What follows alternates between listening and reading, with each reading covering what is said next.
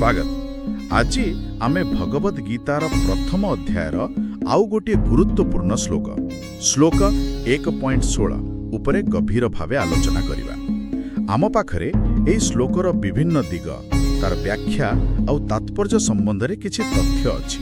आमे चेष्टा करिबा एहार मूल कथाटा बुझिबा पई। निश्चित आगरु जेमिति श्रीकृष्ण अर्जुन भीमंक शंखध्वनि कथा आसीथिला, एई श्लोकरे पांडव पक्षर आउ किछि मुख्य योद्धांक कथा रहिछि।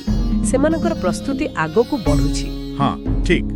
तबे श्लोकटी प्रकृतरे कोन कहूछि आउ एथिरे केउ महारथी मानकर ना अछि?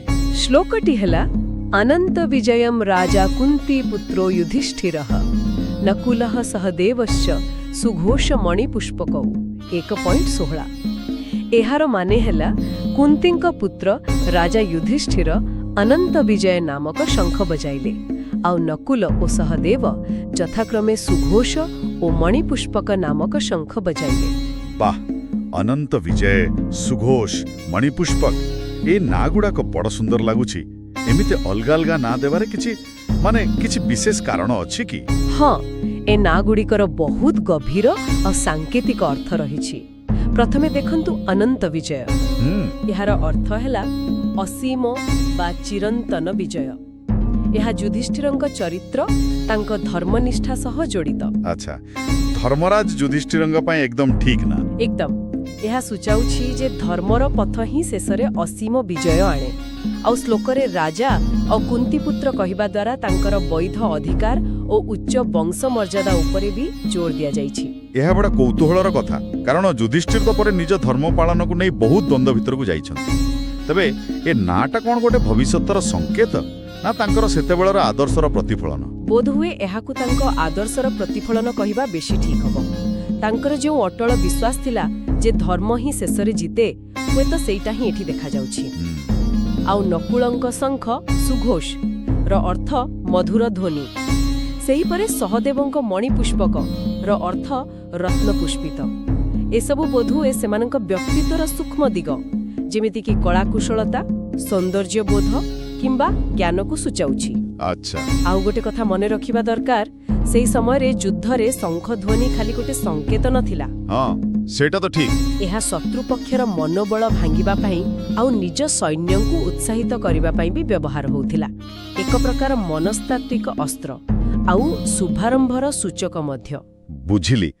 तेबे युधिष्ठिर, नकुल, सहदेवंकर एही शंखध्वनि मिसी पांडव शिविरर गोटे सामग्रिक चित्र दउछि, जोटी केवल शक्ति नुहे, धर्म, सौंदर्य, ज्ञान आउ दृढ़ मनोबल भी अछि।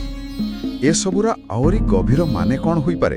एक्षरे जहा सबुठु बेसी आकर्षणीय लागे ताहा हेला एही नामकरण आउ ध्वनि। एहा युद्धभूमि को केवल गोटे रक्तपातर स्थान नुहे, बरं एक धर्मक्षेत्र रे परिणत करिवार प्रयास परि लागुछि। ओहो, धर्मक्षेत्र। हाँ, माने पांडव माने एहाकु केवल राज्य पई युद्ध भाबु नाहंती, बरं धर्म स्थापन पई एक संग्राम भाबुचंती। एइटा गोटे बड़ कथा। आउ टिके गभीर को गले एही शंख ध्वनि गुड़िक आमर निज भीतरर संग्राम पई बे गोटे आह्वान। निज भीतरर संग्राम माने केमती? माने आम भितरे जो अज्ञान, अहंकार, अन्याय भली नकारात्मक जिनिस अछि, ता विरुद्ध रे लढिबा पई एक प्रेरणा। विशेष करी युधिष्ठिरंकर अनंत विजय, एहा सेही शाश्वत सत्य और धर्मर अंतिम असीम विजयर प्रतीक, जहा सबु बाधा सत्वे भी शेषरे विजयी हुए। वाह, किते गभीर कथा। तामाने एही गोटे श्लोक केवल युद्धर प्रस्तुति विषय कहूनी, बरं पांडव मानकर मूल्यबोध, सेमानकर लक्ष्य, एपरिकी व्यक्तिगत चरित्र को भी प्रतिफलित करुछि। बाह्य प्रस्तुति सांगकू भीतरर दृढ़ता भी देखाउछि। एकदम ठीक कहिले। आउ एइठ गोटे प्रश्न मन को आसुछि, जदि आमे एहाकू आजिर दुनिया सह जोड़ी देखिबा, हाँ, जेमिति सेही पांडव योद्धा माने थिले, आमे आम निज जीवनर संग्राम रे, आम निज कुरुक्षेत्र रे केउ मूल्यबोधर शंख बजाउछु? आमर काम, आमर निष्पत्ति गुड़िक केउ सत्य बा धर्म को देखाउछि? आमे जेउ विजय पई चेष्टा करूछु ताहा केते स्थायी, ताहा क्षणिक ना युधिष्ठिरंक परि अनंत? एटा निश्चय भाबिबा भली कथा।